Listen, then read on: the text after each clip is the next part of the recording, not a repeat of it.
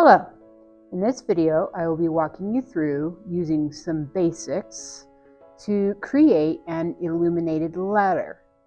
This illuminated letter will be similar to a shadow box and three-dimensional, having multiple levels or layers. This letter right here, I used foil and some sequins and other embellishments. Those are not mandatory. They were things that I added because I felt as though this piece needed some additional bling, but by no means are they required. Foil is not required either, nor is the lights that I have wired it, but that is an addition that I added. An illuminated letter comes from a time period where books were handwritten, and typically the first letter of a paragraph or a sentence would have an embellished letter to begin what the writer was saying. Now, my completed illuminated letter, this is my initial from my first name, and I added elements that kind of speak to who I am. Now, in the video, I will be taking the first letter of my last name and adding similar elements to tell a story with my illuminated letter. Now, this one right here, I used a large painting, a copy of a painting I found, and I tore it out and I made that my background, but you may also create your own. As for other materials, I used markers. I also used some paint. There's a wide variety of materials you can use to accomplish your task. To begin your illuminated letter, it's a good idea to have a well thought out plan or sketch of what you will be making. Additionally, a cereal box or large cracker box will be a good base for your structure of your illuminated letter. I will be first gluing this shut. I will also be placing cardboard that I have pre-cut to fit this space. I measured the space and I've pre-cut additional cardboard that I'm gluing on here.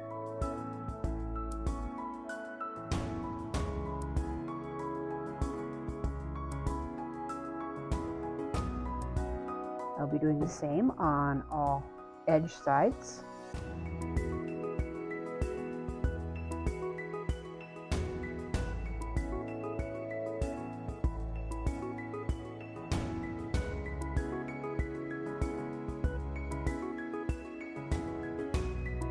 I will be eventually covering this cardboard with either paper or paint, so I'm not worried about details like this.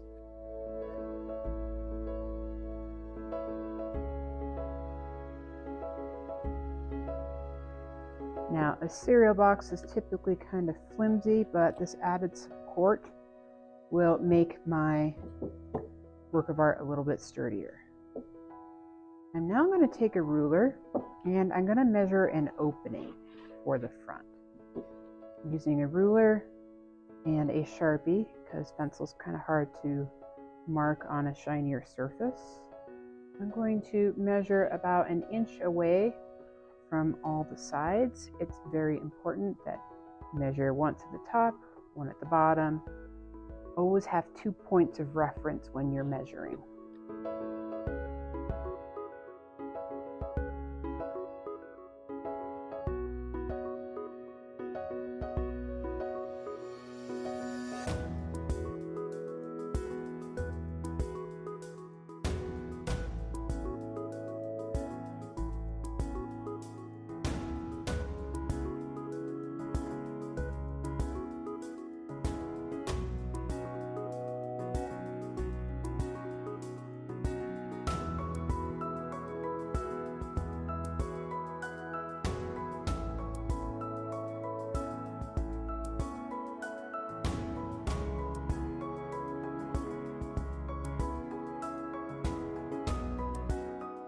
have my opening, or what I will have my opening. So I will now use an X-Acto plate to cut this out.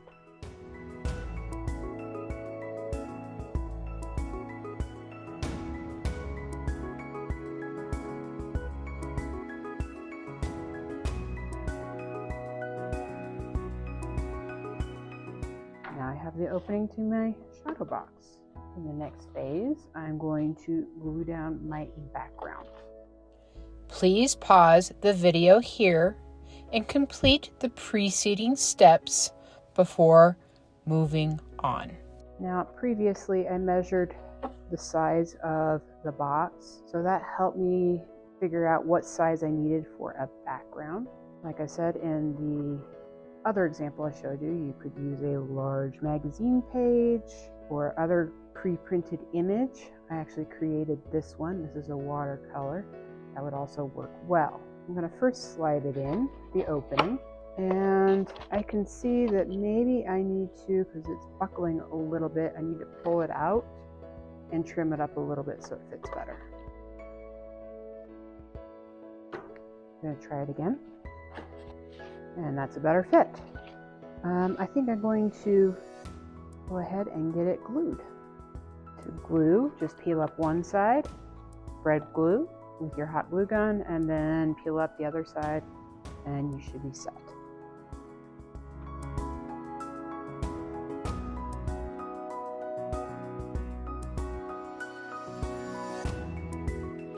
Careful, your paper might be hot to the touch because of the glue behind. My background is ready. Now, in my other illuminated letter composition, my frame of my illuminated letter was slightly larger than the box. This is going to ultimately be right here, this larger paper, and this big cardboard right here is going to be the frame, and I'm going to be eventually gluing it here. However, I need to account for this space here so I know what to cut here. Well, fortunately for me, I already have my piece of cardboard that I cut out.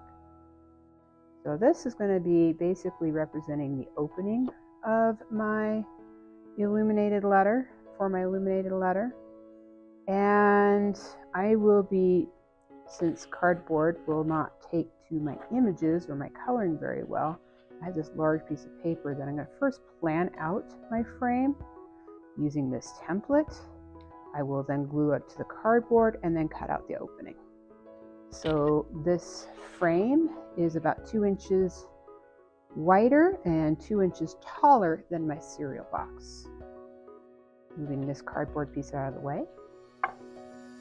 Moving onto my white piece of paper that has the same dimensions as my frame.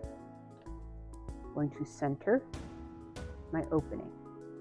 Now I could, of course, eyeball the placement, but I'm not going to do that. I'm going to just make some tick marks here. This one's about 2 inches away. I can see it's probably about 2 inches at the top. I'm just going to mark that off right there. It should probably be about 2 inches on this side. And maybe I'll do another mark right here. Now I can see that it's not going to be an even 2 inches all the way around. That's just the way that worked. But it's better if you have kind of a larger gap or space on your composition. It's better to place the larger gap at the bottom of your composition. So I'm just going to actually pretend now this is the bottom. So it works better with the eyes to have it weights the image if it's actually a bigger space at the bottom.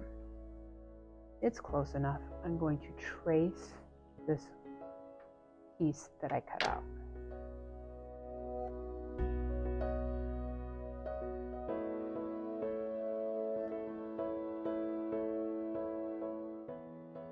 All right. Now, ultimately this will eventually be an opening, and I will be gluing this down to that other cardboard piece. But this is where I'm going to be using markers and pencils to create my frame. Now, I don't want my opening of this to be the exact same size opening as this. So my frame's actually going to come in. I have this as a gauge, but I'm going to use this at this line right here as a design element. I want my frame to come in slightly further than the opening I have in the box. So it's going to be a smaller opening. And I think I'm going to come in about a 1/2 inch. I'm going to do about, actually no, maybe a 1/4 inch all the way around. Always measure from more than 1 point. 1/4 inch. 1/4 inch.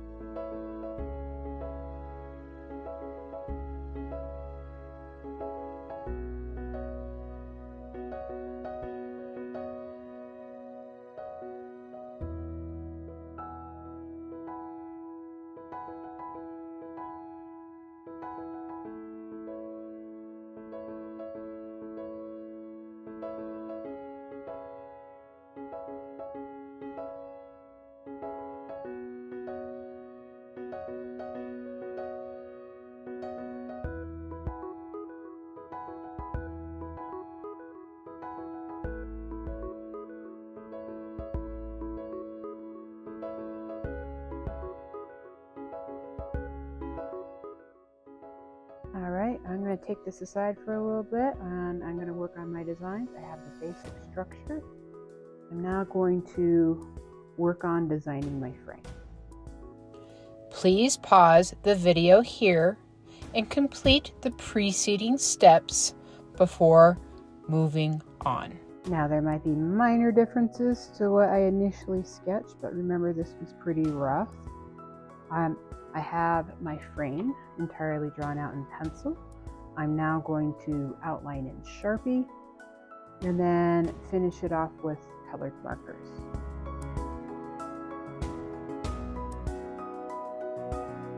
Okay, so I've used a marker to finish up my frame. I'm now going to cut out this opening. I'm going to try and cut as close to the edge as possible because I actually have a plan for this paper right here.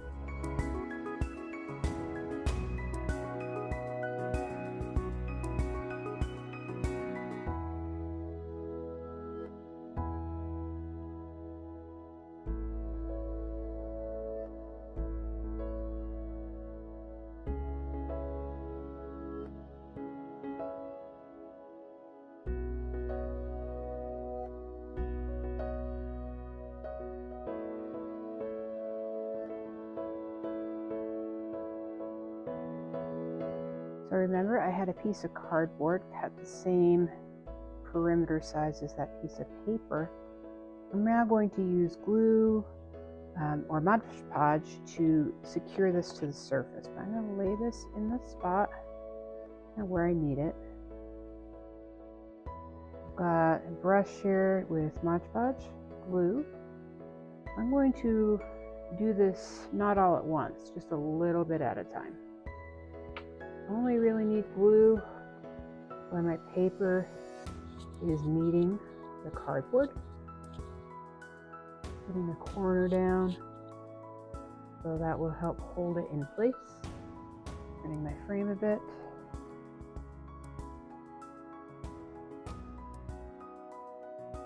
Your paper may buckle a little bit. Try and smooth as you go. Now if any edges come up later, we can take a smaller brush and work some more adhesive in between. But for right now, I'm going to move my Mod Podge out of the way. I'm going to get a scrap piece of cardboard, an X-Acto blade, and I'm going to cut out this opening. So I have a piece of scrap cardboard underneath. I'm going to always make sure it's underneath where I'm cutting. If it's helpful, you might want to use a ruler to help you cut in a straight line.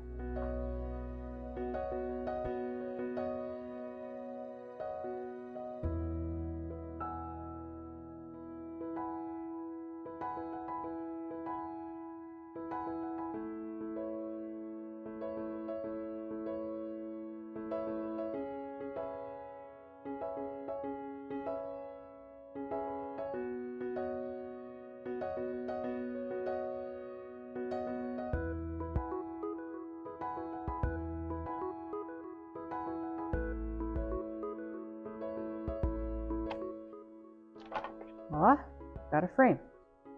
Now I can take a large Sharpie or paint along the edge if you don't like that cardboard edge to kind of turn that black. I'm not going to worry about that right now at this point.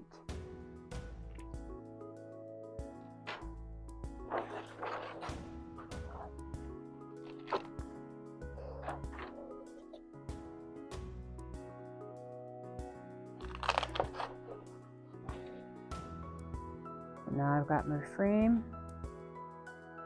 I'm going to kind of center it over the opening, close as I can get it, and I'm going to glue it into place with hot glue. So if you remember, this was the paper I cut out from the center of my frame. I now know how big to do my J, what I'm going to be doing, so I'm going to draw it out in pencil first, marker it, and just like this process, put it on cardboard. After I had cut it out, then I'm going to use an X-Acto blade to trim that up. Of course, you're also welcome to use foil if you want. It's a little more difficult a process to wrap your letter, but I think for this one I'm going to do more of a marker type design on it.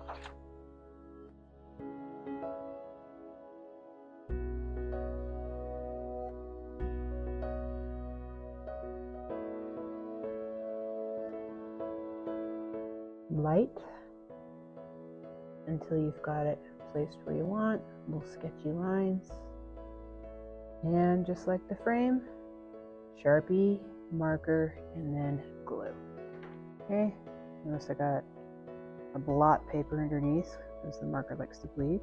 But remember that cardboard piece I cut out from the center of that other, it should, from my frame, it should fit. So I will glue this on and then I will use an X-Acto blade and cut it out. Okay, I have my J cut out. I could just put it in the box like that, but I want to raise it up a little bit. So I'm going to put some cardboard posts underneath with hot glue. So I have some that are already cut. I'm going to go about 4 pieces high. So since I have this long angle here, this will just go right through here, but then I'll probably do little squares right here. I want to make sure you're not close to the edge. You want to have a gap, but this will make sense here in a moment.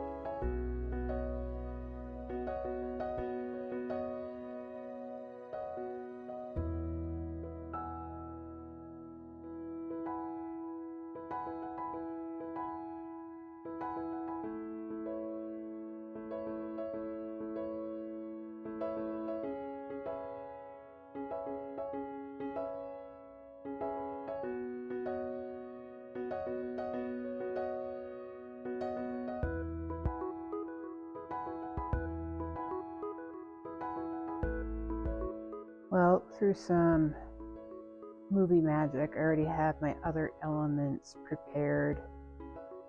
I drew them on white paper, glued them to the cardstock or the cardboard, cut them out, they're ready to go. It's important to have these types of elements already made before you start gluing and assembling. So for the fun part, I've got this little light thing here. I'm going to pull out this little tab because that's what keeps the battery from going bad. But I'm going to switch it on, make sure it works. Yep. And I'm going to unwind it. This is just some lights that you would use as party favor, maybe in wedding decor. Gently unwinding it. Okay, so for this, I'm going to start off, here's my J, and I'm going to start here at the bottom. I'm going to let this hang down a bit, because eventually it's just going to hang below my frame. I'm not going to see that. So I have it kind of hanging about a hand space away. You see my fingers there separated out. Well, this is why I have the posts. I can run them through.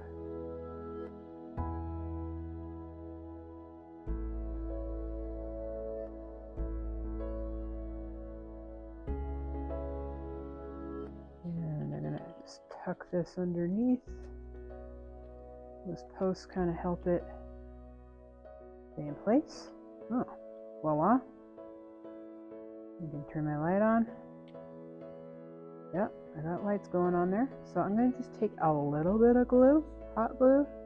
I don't want to go a whole lot because if I need to readjust in my box, I have to be careful. There we go. Okay. Hot glue. Just a little bit. Not going crazy. If I ever need to replace the lights, I can just pop it off a little easier. It's not too heavy, it doesn't need a whole lot of glue.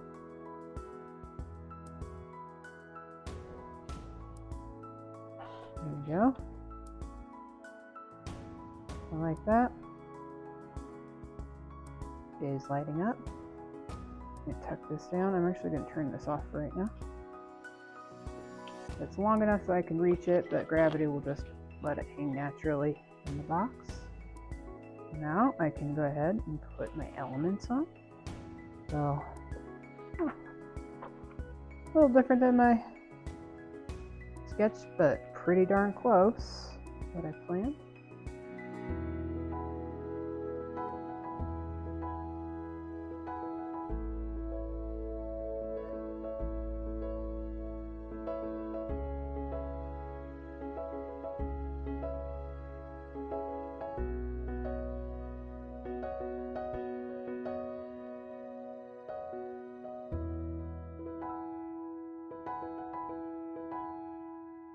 Please pause the video here and complete the preceding steps before moving on.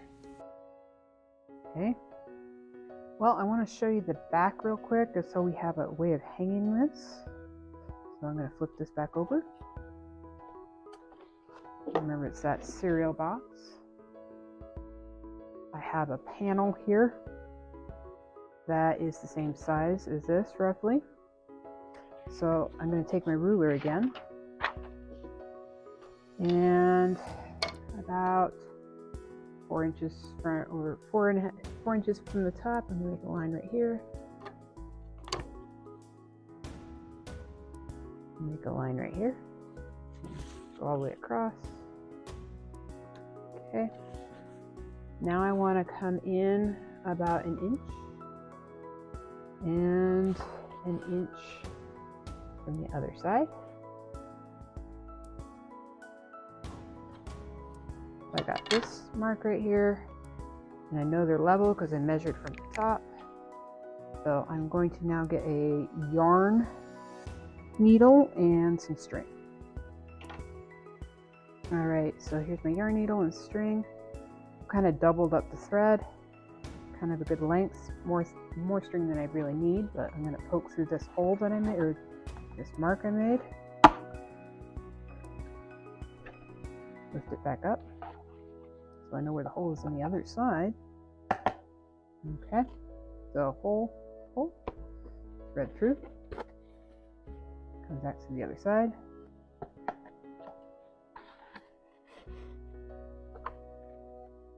And see, I haven't tied anything off yet. I'm going to go back through again. So I've got good length right out here. I'm going to run through the hole again. Okay. Run through over here again. Except, I just really want these to stay together. So I'm going to wrap around here a little bit.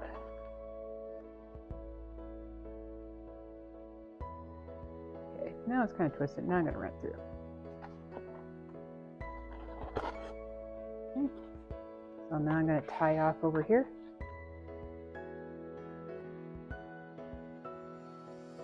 Tie this off over here.